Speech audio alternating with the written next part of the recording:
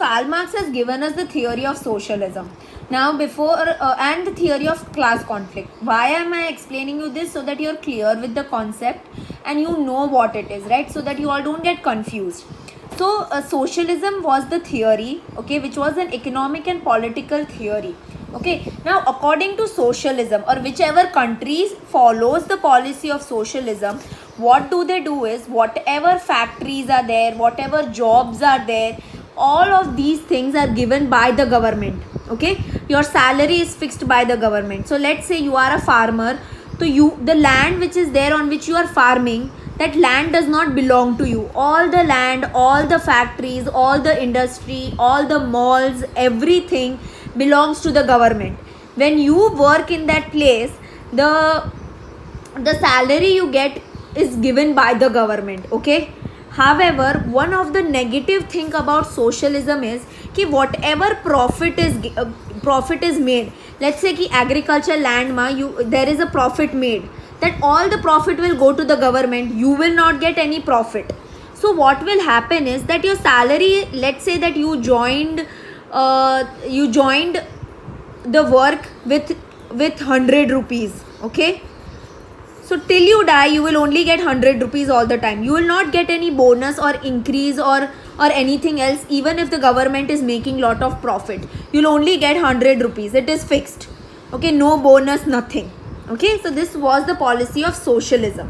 Again, I will tell you what is the policy of socialism. Socialism is a theory which was an economic and a political theory. Certain countries accepted the policy of socialism, in which everything is owned by the government. Your farms, your land, your houses, your industries, everything is owned by the government. And when you work over there, or when you work in, let's say in a particular industry or particular mall or in an agricultural land, whatever income you get is given to you by the government. However, whatever profit is made is taken by the government. The government does not give you the profit. So what happens is, over the lifetime you do not get any bonus or you do not get any benefit. On the other hand, opposite to socialism is your theory of capitalism. Now this theory of capitalism is not given by Karl Marx, but in capitalism what happens is, your people have the right to set up their own factories. That is, if I want, I can make my own factory, I can build my own factory, and government cannot tell me that give me all the profit. No. So there are certain, in capitalism what happens is, people have the right to build their own factories, to own their lands, to practice agriculture on their own lands, and whatever profit gets, it is of the people itself, right? Because the profit, it is, let's say a particular industry makes a profit, so that profit is of the industry itself. Okay, now the advantage in capitalism is that people do get bonus, okay, and people do get raise in the income, which does not happen in socialism. I'll explain you again. Capitalism is a theory, okay, wherein the industries, factories, land, etc., people have the right to own it. They can build their own factories, they can build whatever they want. Okay, if the government gives them permission, they can build whatever they want, and whatever profit they get, it is theirs. Okay, and here there are chances of you getting bonus. Okay, and the government will not interfere in your factory work and your industrial work and your in any other thing.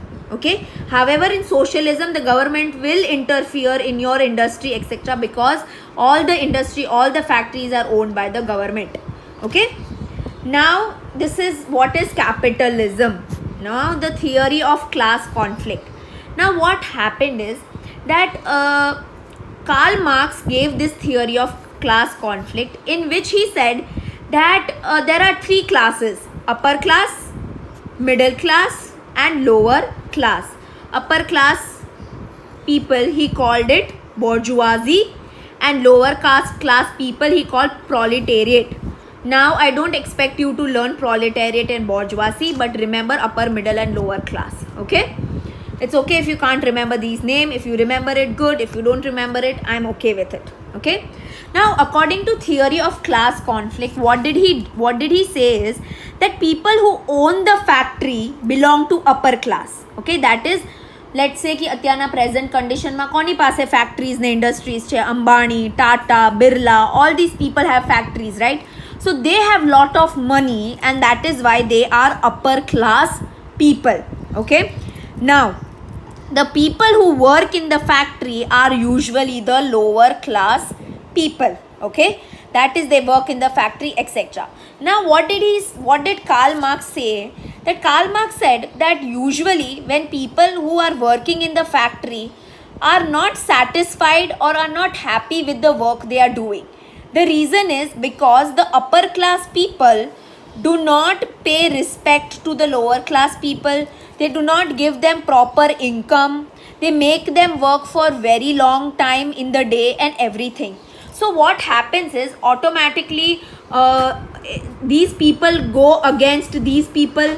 Okay, because they are irritated કે ભાઈ we are working દિવસના 8 કલાક, so at least we should get, let's say, 200 rupees, but we are working 8 hours and these people are only giving me 10 rupees. Okay, so it is unfair. This is just an example I'm giving. Okay, so it is unfair. They are making us work for so long and all these things. It is not right. So what will happen is, this lower class people, first they will bear all the things. Bear એટલે સહન કરી લેશે. But slowly they will say, okay, enough is enough. We have to do something. So what they will do is, they will fight against the upper class people. Okay, all the lower class people, they will become one as united, and they will fight with the upper class people. In this, usually what happens is, the middle class people join the lower class people in the fight. So obviously, na numbers are more. Okay, and these upper class people na numbers are less.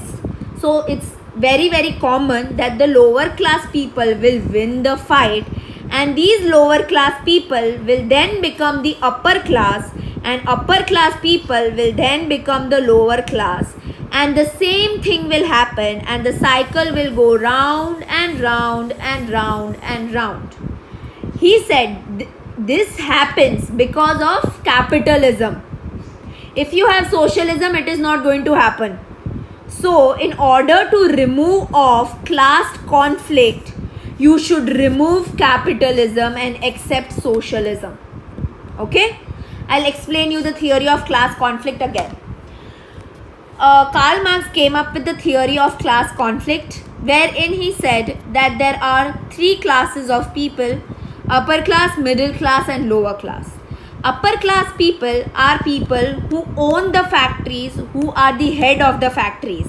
Okay, they are also called as bourgeoisie. The people working in the factory are lower class people. Okay, and they are called as proletariat.